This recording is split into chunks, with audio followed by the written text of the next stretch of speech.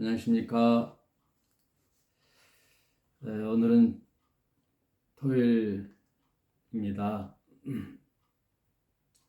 어제 이어서 계속해서 로마서 2장을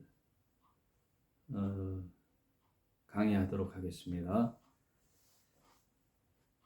그러므로 남을 판단하는 사람아, 물론 누구든지 네가 핑계치 못할 것은 남을 판단하는 것으로 네가 너를 정죄함이니 판단하는 네가 같은 일을 행함이니라.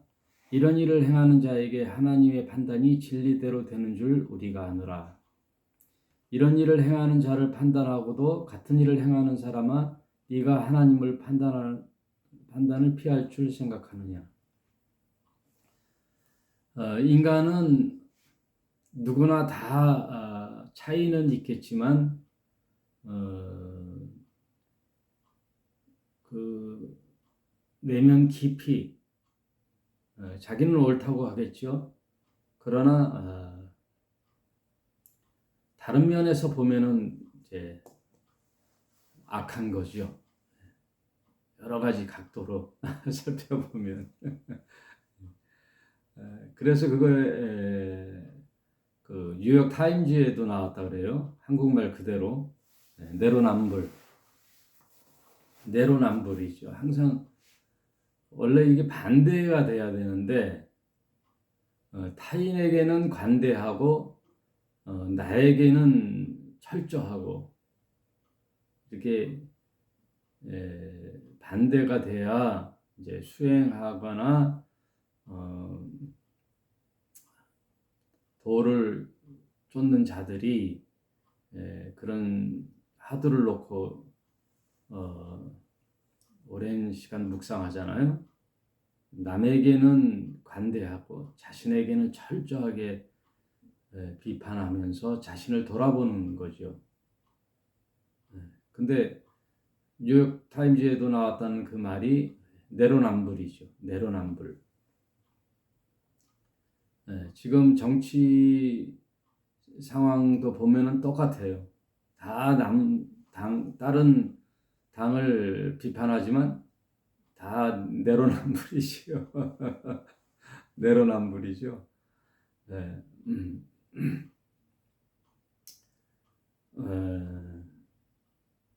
점점 더 하는 것 같아요.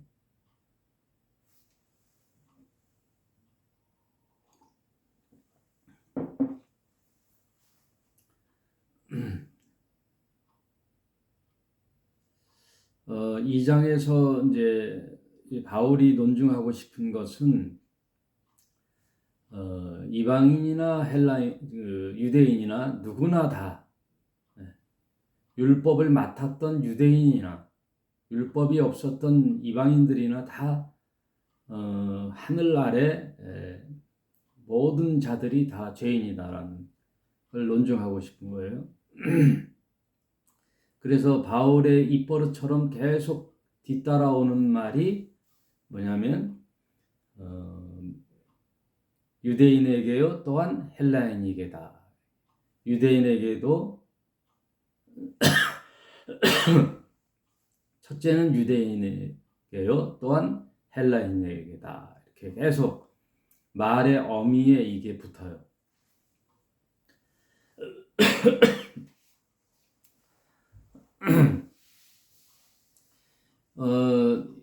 계속해서 모든 사람이 하나님의 영광에 이르지 못하는 범죄함의 속에 있는데 이 말은 비판하지 말라. 비판하는 너희가 또 같은 일을 행함이니라. 그 말은 예수께서도 그랬죠. 가늠한 여인, 현장에서 가늠한 여인을 유대인 남자들이 머리채 붙잡고 끌고 왔어요. 현장에서 가늠하다 걸리면 유대인의 그 형벌에는 그냥 현장에서 돌로 쳐 죽이는 거예요. 그러니 이제 사시나무 떨듯이 여인이 끌고 왔는데 뭐 가늠했다는 것은 혼자 할 수 없잖아요. 상대방이 있을 텐데 이 당시 죄를 묻는 것은 여인에게만 묻는 거예요. 여인을 끌고 왔을 때 예수님이 뭐라 그랬어요? 너희 중에 죄 없는 자가 이 여인에게 돌로 쳐라. 전혀 생각지 못한 선언을 해버리죠. 죄 없는 자가 돌로 쳐라. 그 말을 했더니 모든 유대인의 남자, 그 현장에 있었던 남자들이 하나 둘씩 돌을 땅에 떨어뜨리고 돌아갔죠. 그리고는 아무도 없지요. 그런 여인 앞에 예수께서도 나도 너를 정죄하지 아니하노니 그렇다고 이 여인에게도 넌 괜찮아가 아니라 이제는 다시는 죄를 범하지 말라 하고서는 그 여인을 이제 돌려보내요. 이 말의 의미는 뭐예요? 모든 인간은 똑같다는 거예요. 드러나지 않았을 뿐이지 작게 크게 뭐 행위로 범죄하지 않을 뿐이지 마음속에는 다 음욕을 품고 있다거나 그런 죄들이 다 죄성이 있다는 거예요. 그래서 그 유명한 영화 제목 있죠? 지난 여름 네가 한 일을 내가 알고 있다.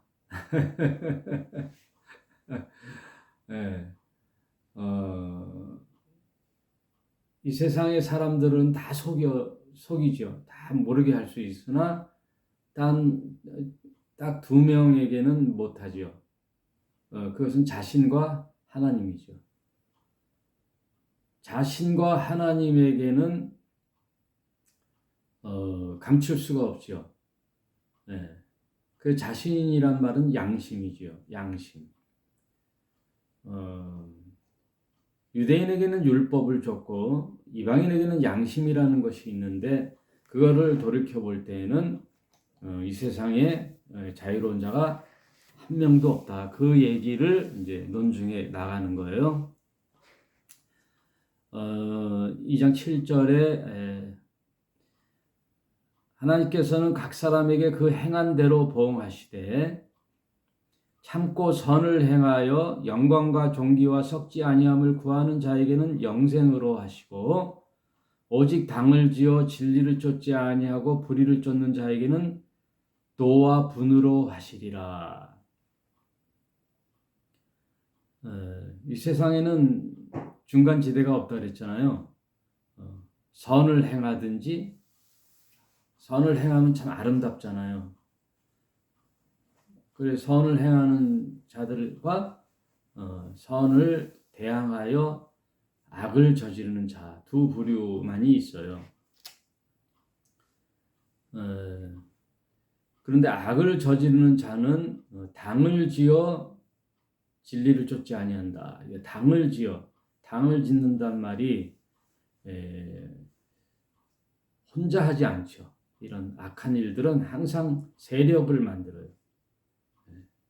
조폭들이 그렇잖아요. 조폭들이 개인은 아무 힘을 못 써요. 그러나 조직 폭력배라고 조직을 만들어 누가 우리 일원을 괴롭혔다 그러면 무리를 지어가서 이제 보복하고 이러는 게 조폭이잖아요. 그러니까 세력을 만들고 파당을 만들어 악을 도모하는 거죠. 오직 당을 지어 불의를 쫓는 자에게는 하나님은 가만히 안 놔두죠. 반드시 노와 분으로 심판하신다. 그런 자들에게는 노와 분으로 하시리라. 악을 행하는 각 사람의 영에게 환난과 공고가 있으리니 첫째는 유대인에게요 또한 헬라인에게며 선을 행하는 각 사람에게는 영광과 존귀와 평강이 있으리니 첫째는 유대인에게요 또한 헬라인에게라. 계속해서 이 사도 바울의 그 유대인의 문장 구조가 있어요. A는 B 다시 그리고 유대인에게요 또한 헬라인에게라. 계속 이렇게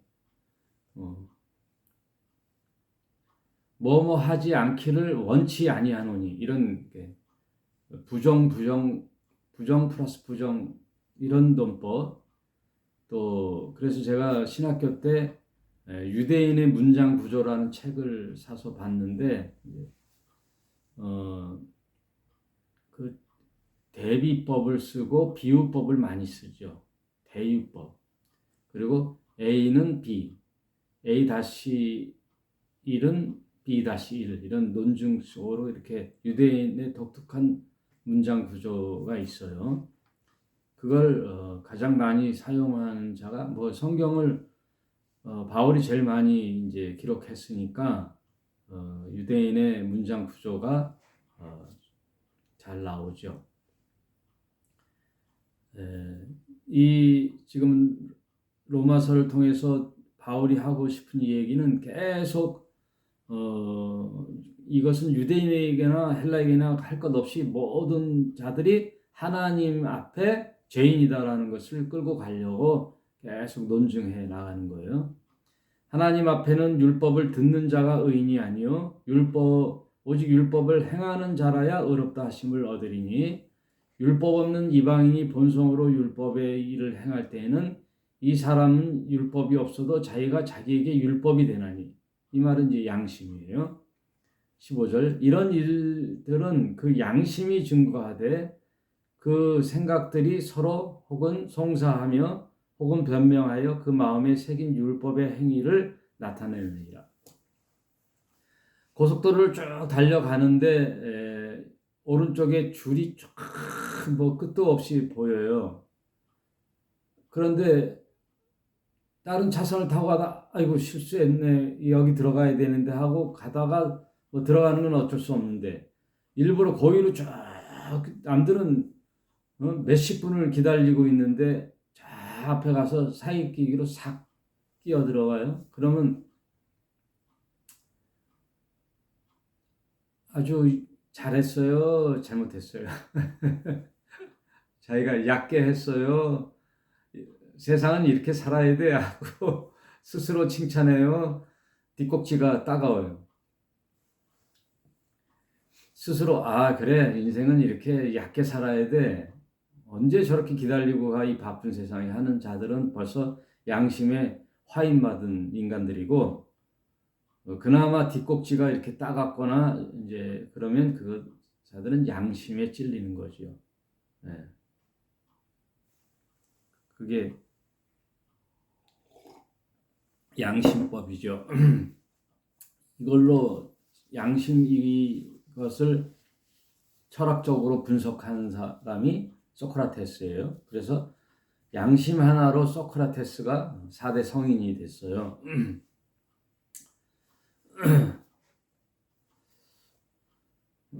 저는 잘 모르는데 그러더라고요, 철학자가.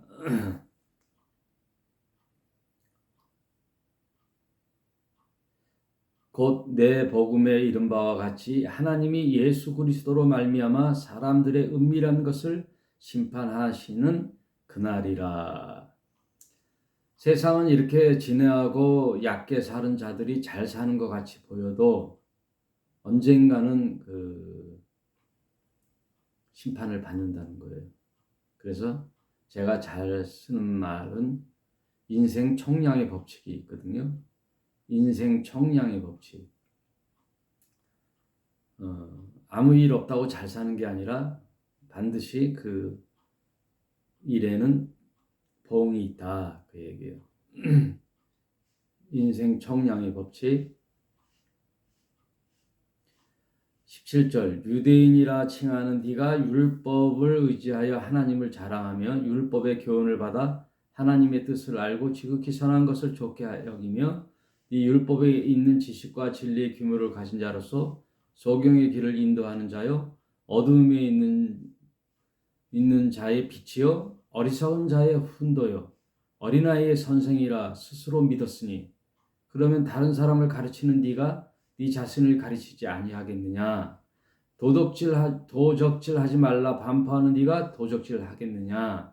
간음하지 말라 하는 네가 간음하느냐? 우상을 가증히 여기는 네가 신사의 물건을 도적질하느냐? 율법을 자랑하는 네가 율법을 범함으로 하나님을 욕되게 하느냐. 기록된 바와 같이 하나님의 이름이 너희로 인하여 이방인 중에서 보복을 받는도다. 교회에서 목사들이나 많은 지도자들이 하나님의 말씀을 가르치고 설교하는데 뒤에는 똑같은 일을 행하면 되겠느냐 그 말이에요. 하나님 앞에는 안 된다는 거죠. 네가 율법을 행한즉 할례가 유익하나 만일 율법을 범하는 네가 할례자면 그 할례는 무할례가 되었느니라.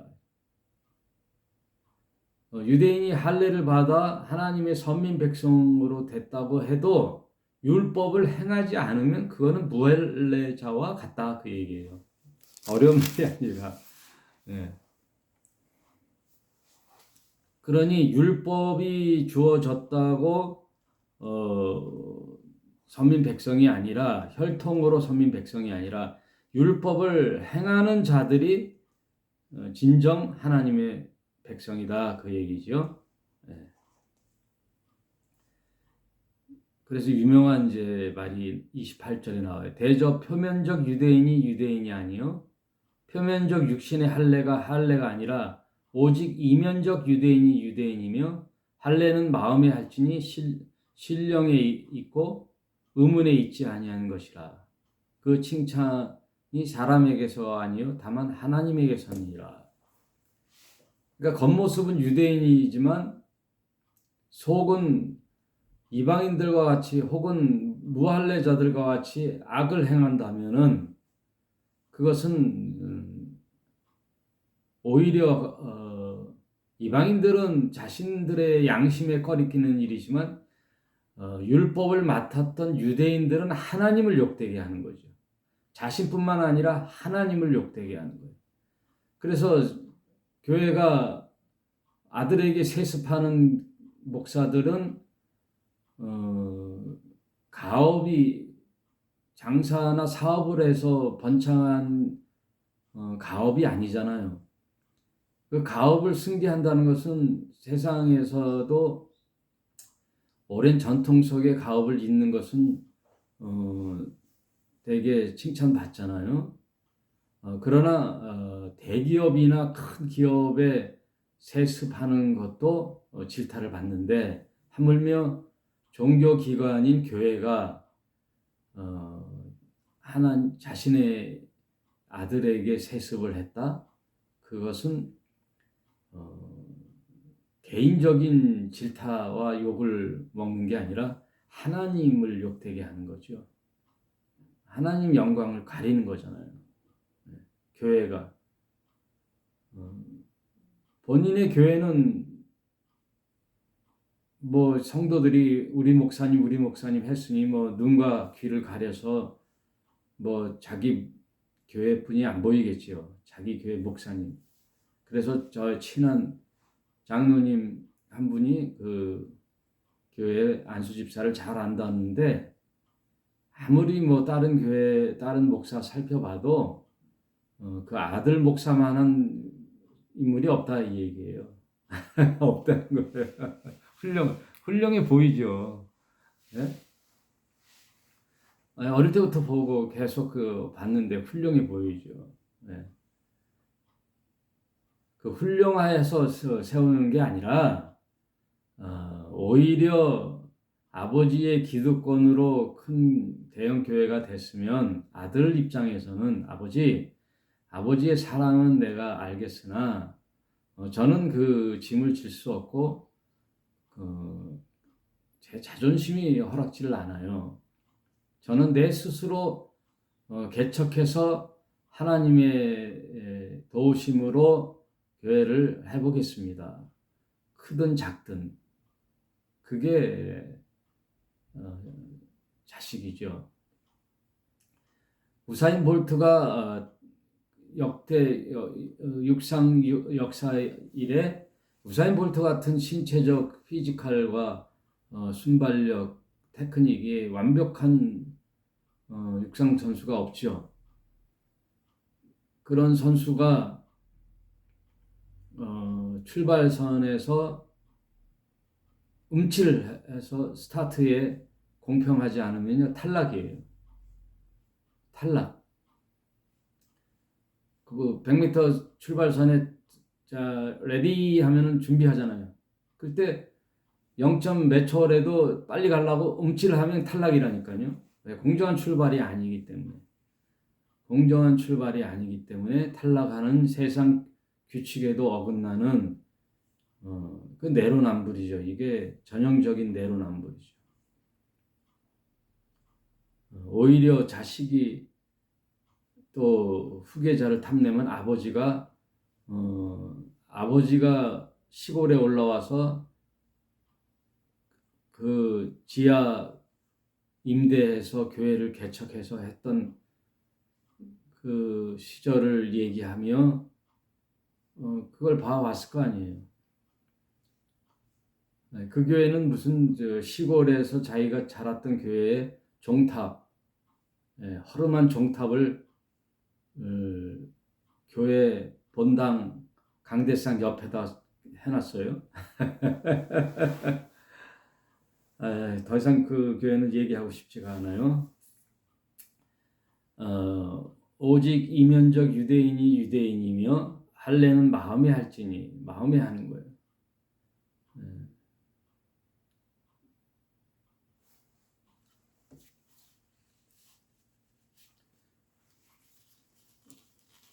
같은 그런 세상의 잘못된 경쟁 구조, 악을 지적했던 목사들이 똑같은 일을 행하는 거죠. 그러니까 저도 비판하지만 비판하는 걸 좀 조심하라는 거예요. 또 나도 내면에 그런 심리가 있다 이거예요. 그걸 바울이 논증해 가는 거예요. 쭉. 그래서 뭐 다 읽을 수는 없고 3장 10절에 기록된 바 의인은 없나니 하나도 없으며 깨닫는 자도 없고 하나님을 찾는 자도 없고 다 치우쳐 한 가지로 무익하게 되되 선을 행하는 자는 없나니 하나도 없더라. 다 한 명씩 먼지 털어보면은 다 나와요. 조금씩. 100% 완벽한 인간이 어디 있겠어요. 저희 목구멍은 열린 무덤이요 그 혀로는 속임을 베풀며 그 입술에는 독사의 독이 있고 그 입에는 저주와 악독이 가득하고 그 발은 피 흘리는 데 빠른지라 파멸과 고생이 그 길에 있어 평강의 길을 알지 못하고 저희 눈에 하나님을 두려워함이 없느니라 함과 같으니라. 우리가 알거니와 무릇 율법이 말하는 바 율법 아래 있는 자들에게 말하는 것이니 이는 모든 입을 막고 온 세상에 하나님의 심판 아래 있게 하려 하십니다. 하나님이 율법을 준 것은 인간 스스로 율법을 지킬 수 없음을 알게 하기 위하여 줬다는 것이죠. 그러므로 율법의 행위로 그 앞에 의롭다 하심을 얻을 육체가 없나니 율법으로는 죄를 깨닫느니라. 율법을 지키려고 하면 지킬 수가 없어요. 유대인들이 그 율법을 지키려고 엄청 수백 년, 수천 년을 고생해서 2134가지라는 조항을 만들어 율법을 잘 지키려고 율법의 조항들을 쪼개서 사람들의 행위에 다 이렇게 소분을 했단 말이에요. 자, 이렇게 뭐만 하지 마라. 네? 안식일날 맨니는 가지 말고 뭐는 하지 말고 그게 2134가지예요.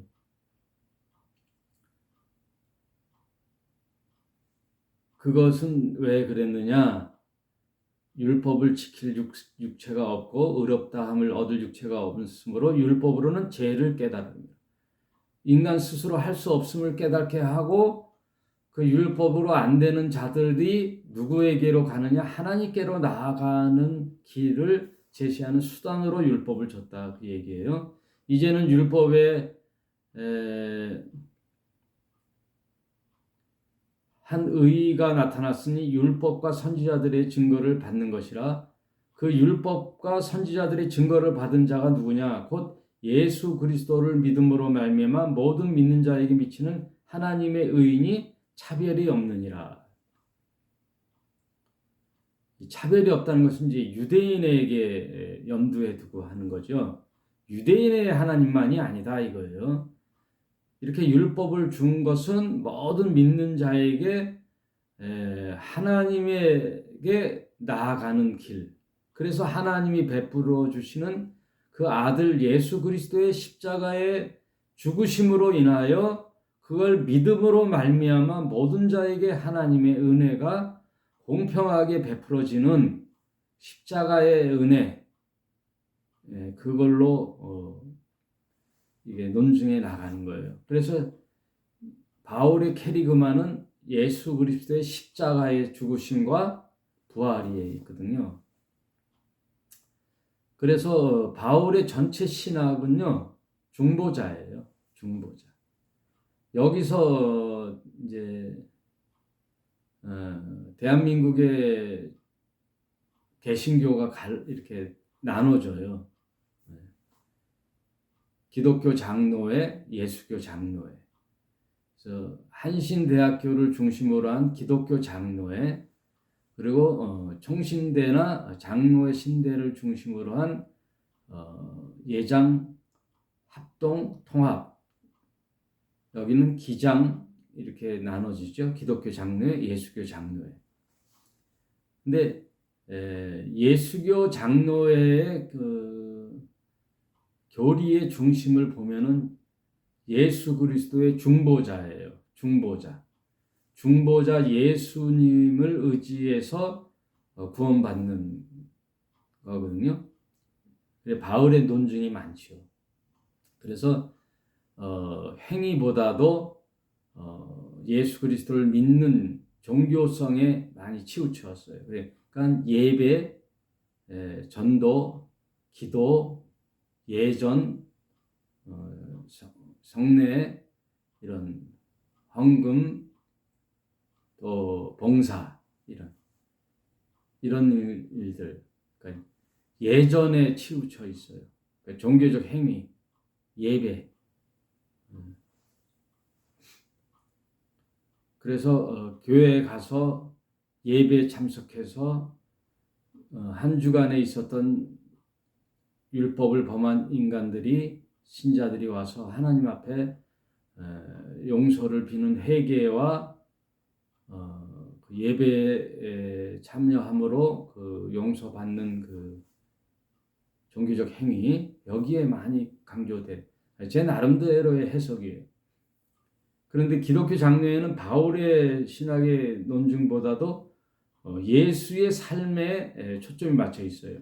그래서 예수님이 누구와 같이 동고동락했느냐? 민중과 같이 했다 이거예요. 민중 속의 예수. 그래서 실제 중보자 예수의 역할보다도, 바울의 논증보다도 예수의 생애에 깊이 초점을 맞추는 거죠.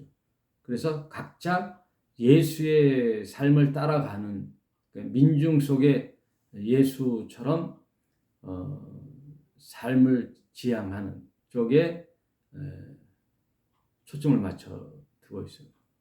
제가 오랜 시간 목사 일을 하면서 성경을 보면서 느꼈던 바예요. 왜 한신대 중심으로 기장과 예장이 이렇게 나눠지느냐?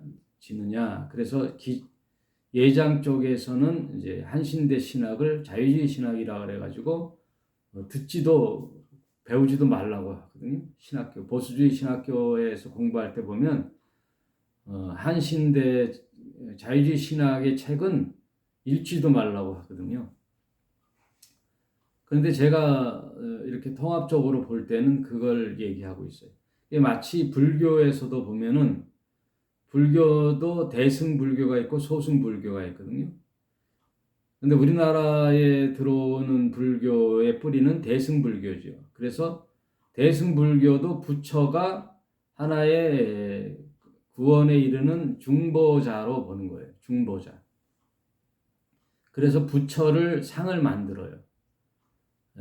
절간에 부처를 만들어 가지고 부처의 형상을 금부처를 만들어 가지고 거기다가 절을 하는 거예요. 뭐 108번 뭐 또 계속 절을 하잖아요. 3000배, 5000배 하잖아요. 그러면서 자신의 소원과 소망을 뜻을 이제 비는 거죠. 부처에게. 그럼 부처는 어떠한 그들의 세계 속에 그걸 연결해 주는 중보자죠. 그렇게 이제 저는 이해하고 있어요. 대승불교가 뭐 부처의 수련을 본받아 이제 그 부처를 의지하는 그런 쪽에 대승불교가 있다면, 소승불교는 그 부처상마저도 깨트려 버리는 거죠. 그 부처상도 수련의 방해가 되는 거죠. 깊은 깨달음 속에 해탈을 해야 되는데 부처마저도 깨트려 버리고 스스로 부타가 돼야 되는 거죠. 수련하는 각자가 부처가 돼야 되는 거예요. 그게 소승불교라고 저는 이해하고, 뭐 불교에 대해서 깊이 공부는 안 했지만 대략적으로 그렇게 알고 있는데, 마치 그와 비슷하게 기독교에서도 그래서 기장 출신들이 바울의 서신서에 대해서 그렇게 중요하게 여기질 않죠. 예수의 생애와 사상을 중심적으로 공부하고 논증하죠. 제가 아는 게 잘못된 건가? 저도 보니까 바울의 논증이, 바울은 예수와의 담론이 없어요. 예수의 생애 속에 담론이 없어요. 왜? 예수님에게 직접 가르침을 받지 않았기 때문에. 이 사람은 구약 율법에 능통한 자가 다메섹 도상에서 예수를 만났고, 그리고 그 제자들로부터 예수의 이제 이야기들을 들은 것뿐이 없죠. 왜냐하면 사복음서가 나오기 전에 바울 서신들이 먼저 기록되니까, 아마도 바울은 아라비아 3년, 다메섹에서 만난 후 아라비아 사막에서 3년을 칩거하면서 자신을 돌아보고 율법을 다시 재해석하고 공부한 거죠. 그래서 선지자들이 예언했던 모든 구약의 내용들을 예수 그리스도의 십자가의 죽음과 부활에 접목시키는 캐리그마, 그런 교리를 완성을 했을 거예요. 정리가 되고, 또 예수님의 제자들을 이제 3년 후에 교류하게 되잖아요. 그 교류하면서 또 부딪히는 것들이 있어가지고 고향 다소에 가서 10년을 또 묵상을 하죠. 10년을 칩거하면서 정리했던 것이 아마 예수 그리스도의 십자가와 부활이라는 이런 서신서 13권에 대한 기초의 교리를 정리가 됐을 거예요. 사도 바울이. 그러면서 이제 특히 로마서의 그런 것들이죠. 그래서 로마서는 다 율법과 복음에 대한 이제 논증이죠.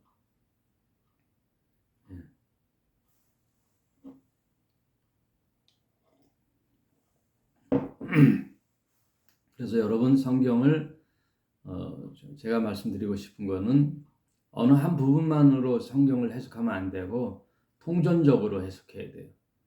성경 전체를 이렇게 성경 전체가 주는 말씀의 본질을 깨닫고 거기서 확증적으로 어디에 이제 해답을 찾느냐? 예수 그리스도의 복음서에서 해답을 찾고 그 복음의 기초는 마가, 마태, 누가복음이죠.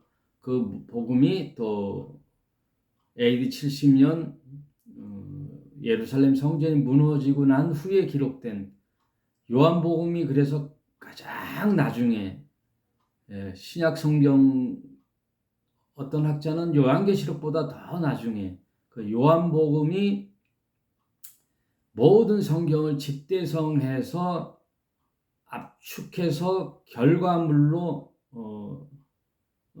기록했던 복음서이기 때문에 아마도 모든 구약과 또 신약 성경을 통틀어 서로 분석하되 요한복음에서 결론을 맺어야 돼요. 요한복음에서 귀결을 해야 돼요. 그래서 저는 이제 성경 일독 지금 강의를 하잖아요. 성경 일독 강의 요한계시록이 끝나고 나면 요한복음을 다시 한번 이제 제 목회 생애 마지막으로 요한복음을 다시 1절씩 다시 새겨보는 그런 여정 속에 아웃라인을 갖고 있어요. 예. 오늘은 시간이 이제 어느 정도 됐네요. 오늘 3장 바울이 이방인과 유대인에게 공통적으로 차별이 없는 이 복음, 그래서 율법 아래 있는 모든 인간을